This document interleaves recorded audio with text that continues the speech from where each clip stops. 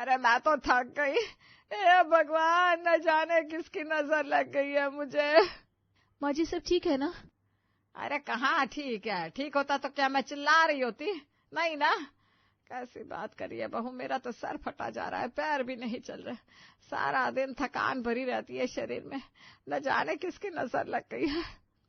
माँ जी लगता है किसी चीज की कमी हो गई है। निखिल की शादी वीना से होती है, जो बहुत ही समझदार और पढ़े लिखे घर की बेटी होती है, लेकिन ससुराल उसे मिलता है जस्ट ऑपोजिट। भैया ये मोटरसाइकिल बहुत पुरानी हो गई है, क्यों ना इसको बेचकर किश्तों में दूसरी मोटरसाइकिल ले लूं। अरे सोचना क्या है, दे दो, बेच दो कबाड़ी में, कौन ही खरीदेगा इतनी पुरानी मोटरसाइकिल। लेकिन इसके तो अभी पैसे अच्छे मिल जाएंगे, और फिर ये चलती भी बिल्कुल नई की तरह है। नई मोटरसाइकिल की क्या जरूरत है? अरे भाभी तुम कुछ समझती नहीं हो, जितने में बिकेगी वो डाउन पेमेंट कर दूंगा। आप बस भाई को ये बोल दो कि 2-4 हजार की किश्त दे दिया करे वक्त पर, बस। ये बोलकर देवर और सास तो वहां से चले जाते हैं, लेकिन वीना पीछे से कैलकुलेशन करने लगती है कि अगर नई मोटरसाइकिल की ये 3,000 रुपए की किश्त जाती है तो घर के खर्चे से वो उसको मैनेज कैसे करेगी, या सेविंग्स में कितने महीने तक उसको कमी करने की जरूरत पड़ेगी। तभी घंटी बजती है और ऑनलाइन शॉपिंग वाला सामने खड़ा होता है। वीना, कुछ मंगाया था क्या? हाँ माँ जी, 2 ड्रेस मंगाई थी, आ गई क्या? हाँ आ गई। कितने की है भैया? मैडम 4,000 रुपये दे दो।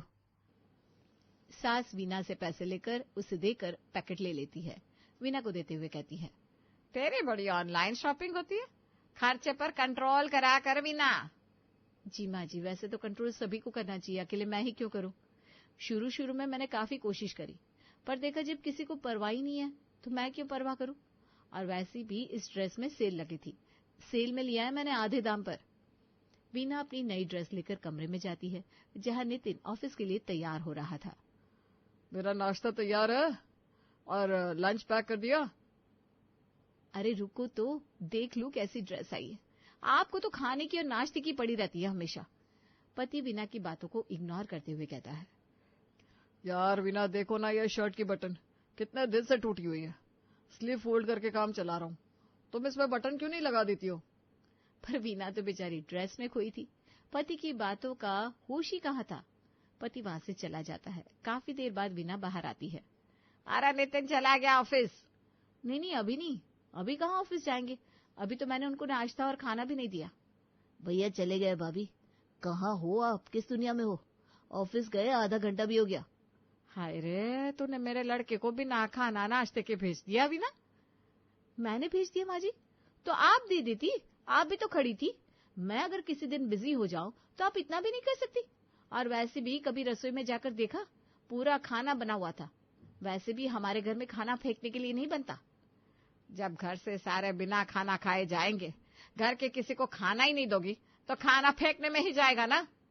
माँ आज सोच रहा हूँ बाहर से मलाई चाप और रुमाली रोटी मंगा लूं, जोमेटो कर देता हूँ। तुम खाओगी क्या? 2 रोटी मेरे लिए भी मंगा ले। एक मेरे लिए भी मंगा लीजिएगा देवर जी। बस फिर क्या, बाहर से खाना आता है, सब बैठ के आराम से खाते हैं। और वहां ऑफिस में, यार आज खाना लाना भूल गया जल्दी जल्दी में। वैसे तू क्या लेकर आया? खाना तो मैं रोटी लाया हूँ, लेकिन 2 ही। खैर तू चाहे तो पास की गली में बहुत अच्छी बिरयानी मिलती है, तो बोल तो तेरे लिए ऑर्डर करवा दूं। हाँ कोई चारा भी तो नहीं है। खैर मैं ही मंगवाता हूँ बिरयानी, बुला ले ऑफिस बॉय को। नितिन बाहर से बिरयानी मंगाता है। घर के लोग बाहर से मलाई चाप और रुमाली रोटी खाते हैं। और घर का खाना इसका क्या होता है पता है? अरे सुन, ये सारा खाना ले जा, आज घर में किसी ने खाना नहीं खाया। बहू हमारी नई ड्रेस में उलझी रही सारा दिन, तो हम भी क्या करते, बाहर से मंगा लिया। माँ जी आपके घर से ना बहुत फायदा है, एक से बढ़कर एक स्वादिष्ट खाना मिलता है मेरे को। रोज मेरे घर वाले आप ही का घर का ही खाते, सारा दिन हम सब काम करते, लेकिन जब रात को हम आपका घर का खाना गर्म करके खाते हैं ना, तो ऐसा लगता है जैसे कोई पार्टी हो रही है। हाँ ठीक है, ले जा सारा खाना। वीना ये बताओ, रात के खाने में क्या बना रही हो? जरा कुछ अच्छा बनाना, दिन से तो आज घर का खाना नसीब ही नहीं हुआ। रात को पति आता है। वीना आज मैं खाना नहीं खाऊंगा, दिन में बिरयानी खाई थी, बहुत हैवी हो गई। वीना ये लगता है इस बार सैलरी कटेगी, ऊपर से ऑफिस के कैंटीन का भी काफी उधारी है, तो इस बार मैं पैसे नहीं दे पाऊंगा, मैनेज कर लेना। हाँ वैसे भी पिछले कई साल से मैनेज ही तो कर रही हूँ। अब मैं सोचती हूँ घर पे ट्यूशन पढ़ाना शुरू कर दूं, कम से कम कुछ पैसे तो आएंगे। पता नहीं, इतना कमाता हूँ फिर भी घर के खर्चे पूरे ही नहीं हो पाते। क्योंकि तुम्हारे घर पे कोई जिम्मेदार नहीं है। क्या खर्चा करे, कैसे खर्चा करे, किसी को सुनना या जानना ही नहीं है, बस खर्चा करना है। एक तो तुम्हारा भाई पता नहीं कब से पढ़ाई कर रहा है, उसकी तो पढ़ाई खत्म होने का नाम ही नहीं ले रही। तभी कमरे में रोहन आता है। भाभी, मेरे बारे में कोई बात कर रही हो क्या? नहीं, तुम्हारे लिए नहीं कह रही हूँ। वैसे कैसे आना हुआ? कुछ नहीं, वो क्या है ना, कल मैं ट्रिप पे जा रहा हूँ तो मुझे कुछ पैसों की जरूरत है। भैया पैसे दो ना। वीना नितिन की तरफ देखती है। नितिन जेब में से पैसे निकालकर उसे देता है। रोहन वहां से चला जाता है। अब ऐसे में कैसे पैसे बचेंगे? अरे ये तो छोटी छोटी चीज है, अब वो घूमने कहीं ना कहीं तो जाएगा ही, तो क्या हो गया। हाँ, तो फिर ये मत भूलना कि खर्चे भी होंगे। फिर ये बोलो कि सबको अपने शौक पूरे करने हैं, लेकिन समझने को कोई तैयार नहीं है। अरे तो तुम कौन सा समझ रही हो, तुम्हारे भी तो आए दिन ऑनलाइन पैकेट आते ही रहते। वीना को ये सुनकर गुस्सा आता है। वो पैर पटकती कमरे से बाहर चली जाती है। बाहर जाती है तो उसको चक्कर आ जाता है और वो गिर जाती है। अरे देखो देखो क्या हो गया, बहू चक्कर खाकर गिर गई। अरे पकड़ो इसे, क्या हो गया जरा देखो तो। सभी भागकर वहां आते हैं। पति वीना को उठाकर बेड पर लिटाता है। थोड़ी देर बाद जब उसे होश आता है तो अरे क्या हो गया था, बेहोश हो गई थी। बेहोश हो गई थी? डॉक्टर को नहीं बुलाया तुम लोगों ने? अरे नहीं, तुम्हारे मुंह पर मैंने पानी फेंक दिया था और माँ ने मेरे 2 दिन पहले के मोजे सुंघा दिए थे।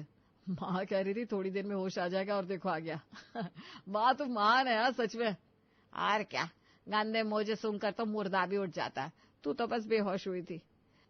वैसे भी कौन डॉक्टर की इतनी फीस लगाए, पैसे बर्बाद करके कोई फायदा तो है नहीं। हाय मेरी माँ, कितना सोचती है ना पैसों का। तू ही तो है जो बजट संभाल कर चल रही है, वरना पूरे घर में किसी को पड़ी नहीं बजट की। अच्छा होता मैं बेहोशी हो जाती और बेहोशी रहती। होश में आकर अगर यही सुनना था तो। अरे कल को मुझे कुछ हो जाता है तो तुम ऐसे ही पैसे बचाकर क्या करते? हो जाता, लेकिन कुछ हुआ तो नहीं ना। अरे चलो खाना खा लो, भूख लग रही है। बहू किचन में जाती है। फिर कुछ रोज बाद सास की तबीयत खराब हो जाती है। नितिन बेटा डॉक्टर के पास ले चल, तबीयत बहुत खराब हो रही है। ना खाना पच रहा है, ना नींद आ रही है, पता नहीं क्या हो रहा है। रोहन, माँ को डॉक्टर के पास ले जाना, ठीक है? मेरे पास वक्त नहीं है, नहीं तो मैं ही ले जाता। और सुन, कुछ फल भी लेकर आना, गर्मी बहुत है ना, खाने का तो दिल ही नहीं करता। ठीक है भैया, क्यों नहीं, तुम्हारा हुक्म सर आंखों पर। तुम बस मुझे 10,000 रुपए दे दो। 10,000 रुपए? क्या बात कर रहे हो, इतने पैसे में क्या माँ के लिए अस्पताल खोल रहे हो? अरे मजाक कर रहा हूँ भैया, माफ करना। बस 2,000 रुपए दे दो। 2,000 रुपए डॉक्टर की फीस, दवाई और आने जाने का खर्चा मिलाकर कुछ पैसे बचे ना तो आम और खरबूजा ले लूंगा। क्यों, इतना तो लगेगा ना? हाँ भाई हाँ, इतना तो लगेगा ही। ये ले भाई 2,000, और माँ को अच्छे से अच्छे डॉक्टर को दिखा देना, समझा? लेकिन शाम को जब नितिन ऑफिस से घर आता है तो माँ की तबीयत वैसी ही खराब रहती है। माँ की तबीयत कैसी है? वैसी की वैसी है। 4 बार दवा खा चुके लेकिन कुछ हुआ नहीं। अभी भी तबीयत खराब होने का रोना रो रही है। रोना रो रही है? क्या मतलब है? तुम तो बस मेरी माँ के बारे में ऐसे ही बोला करो, मैं ही जाकर माँ का हाल लेता हूँ। नितिन कमरे में जाता है तो माँ की तबीयत खराब ही होती है। अरे माँ क्या हुआ, ठीक हो ना? कहाँ ठीक हो, तू तो मुझे किसी और दूसरे डॉक्टर को दिखा दे। मैंने अभी जिस डॉक्टर को दिखाया उसकी एक खुराक भी खा ली, लेकिन कोई फायदा नहीं दिख रहा। पता नहीं क्या ही हो गया। तू एक काम कर, मुझे दूसरे डॉक्टर के पास ले चल। पर माँ, ये वाले डॉक्टर की दवा तो खा ले, 2-4 दिन खा ले, इतना लेके देख पहले असर होता है कि नहीं। एकदम से डॉक्टर चेंज करना ठीक नहीं रहेगा। वैसे भी दवा खाए बिना डॉक्टर बदलती रहेगी तो कैसे पता चलेगा। लेकिन माँ तो सुनने के लिए राजी नहीं थी। फिर नितिन उसे दूसरे डॉक्टर के पास लेकर जाता है। अरे ये किसने दवाई दी? ये दवाई तो खानी नहीं थी। खाई तो नहीं है? हाँ मैंने 2 खुराक खाई है। अरे गलती कर दी, ये कोई पागल डॉक्टर लग रहा है जो ऐसी दवा आपको दे रहा है। रुकिए, मैं दवाई देता हूँ। नया डॉक्टर फिर लंबी चौड़ी दवा की लिस्ट दे देता है। देखा, मैंने कहा था ना, डॉक्टर गलत था वो वाला। पर माँ, पहले से ही तूने इतनी सारी दवा ले रखी है, और लेगी तो कैसे चलेगा? अरे कोई बात नहीं, वो वाली लौटा देते हैं। वो क्या है ना, दवाई वाला मेरी पहचान का है। दोनों माँ बेटे दवाई की दुकान में जाते हैं। देखो भैया, कल ना मैं ये दवा ले गई थी, वो सही नहीं है, आप ना ये वाली वापस करके ये वाली दे दो। मेडिकल शॉप वाला देखकर हैरान रह जाता है। क्या हो गया भैया, सब ठीक है ना? हाँ भैया सब ठीक है, लेकिन दवाई तो दोनों ही सेम है, बस कंपनी का फर्क है। बोलो तो दे दो, और ये दवाई तो वापस नहीं होगी। बोलिए। माँ देख कैसे तेरे नए वाले डॉक्टर ने पागल बनाया हम लोगों को। लेकिन माँ तो कुछ सुनने के लिए राजी नहीं होती। वो दवाई लेकर घर आते हैं। फिर अगले रोज नितिन फिर से खर्चा करता है, ढेर सारी दवाइयां लाता है। शाम को नितिन ऑफिस से आकर माँ के पास जाता है। कुछ आराम मिला क्या माँ? वैसे कौन सी दवा खा रही हो?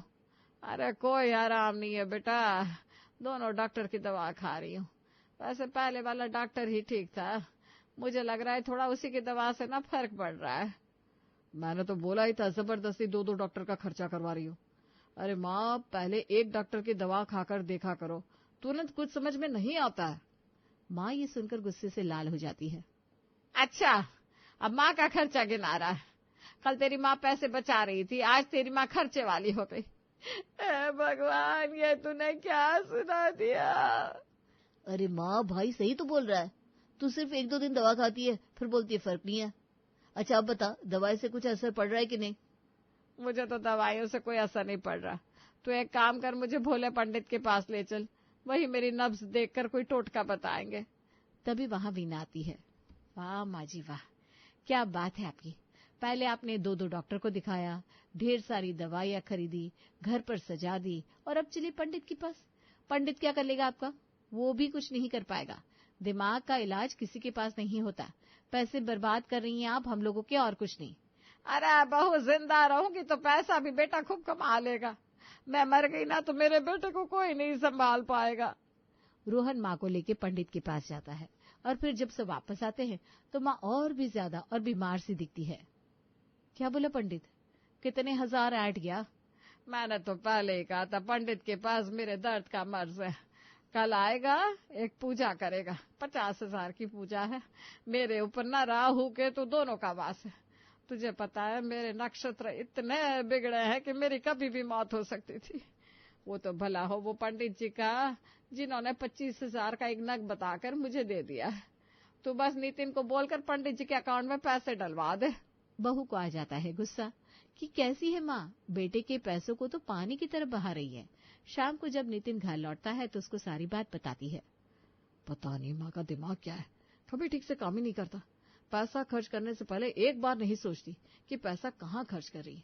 और 50,000 रुपया, 50,000 की पूजा कौन करवाता है? पंडित तो लूटेगा ही। बाप रे। अब क्या था, घर में हमेशा पैसों की तंगी रहने लगती है। महीने के अंत में नितिन को किसी न किसी से उधार पैसा लेना पड़ता है, जिससे उसकी ऑफिस में इमेज खराब होने लगती है। नितिन काफी परेशान हो जाता है। फिर उसे उसका एक दोस्त मिलता है। क्या बात है नितिन, इतना परेशान क्यों रहता है? सब ठीक है ना?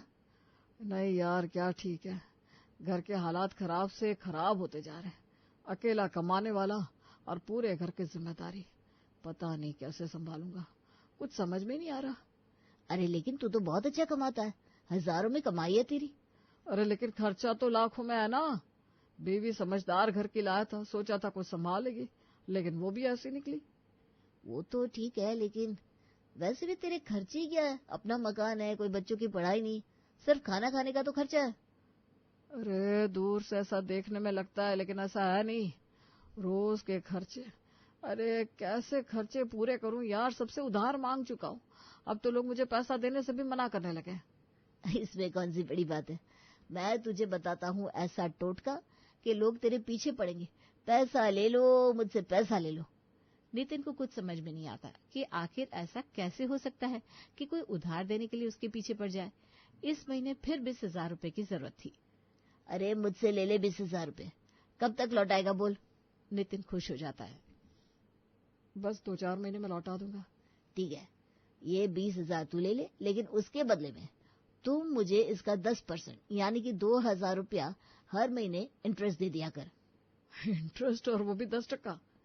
देख अब मैं तुझे पैसे दे रहा हूँ तो मुझे भी तो कोई फायदा होना चाहिए ना। इंटरेस्ट में पैसा ले ले, 20,000 रुपए की जरूरत हो तो 2,000 में क्या जाता है देने में? 2-3 महीने 2-2 हजार रुपए दे दे, फिर जब पैसा आ जाए तो पैसा दे देना। नितिन को डील पसंद आती है। ऐसे में तो किसी के आगे पैसे के लिए हाथ फैलाने की जरूरत नहीं होगी। वो मान जाता है। धीरे धीरे करके रतन उस दोस्त से लाखों रुपया उधार ले लेता है, जिसमें वो हजारों रुपया इंटरेस्ट पर स्पेंड करता है। वहीं घर वालों की भी फालतू के खर्चे की आदत जाने का नाम नहीं लेती। अलग अलग उधारी करके नितिन पर और परेशानी होने लगती है। अब वो घर पर भी देर से आना शुरू कर देता है। फिर एक दिन, क्या हुआ बेटा, इतना लेट क्यों आता है? टाइम से घर क्यों नहीं आता? घर के फालतू खर्चे से काफी परेशान रहता हूँ माँ। बेटा, एक पंडित जी मिला है मुझे, कह रहा था बड़ी से बड़ी समस्या का समाधान है, चलेगा उनके पास? नितिन, जो पहले ही पैसों को लेकर और कर्जों को लेकर परेशान होता है, माँ के साथ पंडित के पास जाने के लिए तैयार हो जाता है। वो माँ के साथ पंडित के पास जाता है। क्या हुआ बच्चा, परेशान क्यों है? देखने में अच्छा है, कमाई अच्छी है, फिर परेशानी क्या है? नितिन सारी बात बताता है। ऐसा करता हूँ, मैं कल तेरे घर आऊंगा, वही तेरी समस्या का समाधान है। लेकिन हाँ, जब मैं आऊं तो पूरा परिवार एक साथ होना चाहिए। सास पंडित को पैसे देने लगती है तो पंडित मना कर देता है। बेटा और सास घर आते हैं। देखा कितना अच्छा पंडित था, एक भी रुपया नहीं लिया हम लोगों से। हाँ माँ, पंडित तो ठीक था, बस हमारी समस्या का समाधान कर दे। अगले रोज पंडित घर आता है तो सभी लोग घर के आसपास खड़े होते हैं। अलख निरंजन, चल बेटा बता, क्या समस्या है तेरी? मेरी समस्या यह है कि कमाई तो मेरी हजारों में है, लेकिन खर्चा लाखों में होता है। समझ में नहीं आता कैसे अपनी आर्थिक स्थिति को ठीक करूं।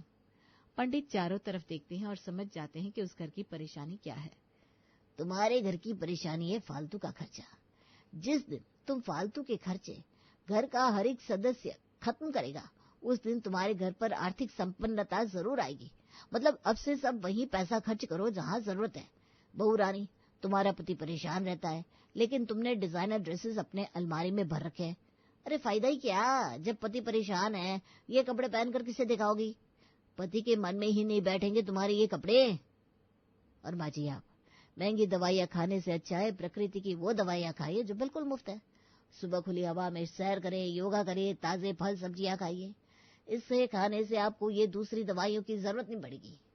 और आपका छोटा भाई आपसे छोटा कम बड़ा ज्यादा लग रहा है। बेटा, पढ़ाई के बहाने आवारागर्दी ठीक नहीं है। भाई भाई का सहारा होता है। कल से तुम कमाई करो और भाई के खर्चों में उसका साथ दो, समझे? बाकी जो कर्जा तुम्हारे ऊपर है वो धीरे धीरे पूरा परिवार मिलकर चुका दो। बेटा परेशान रहे और पूरा घर ऐश करे, ये ठीक नहीं है। अच्छा, मैं चलता हूँ, 5 महीने बाद मिलूंगा। बस फिर क्या था, घर के सभी लोग पंडित के कहने पर चलते हैं और घर के खर्चे पर कंट्रोल करते हैं। और वो समय भी आता है, निखिल की कमाई से मोटा पैसा भविष्य की बचत पर जमा होने लगता है।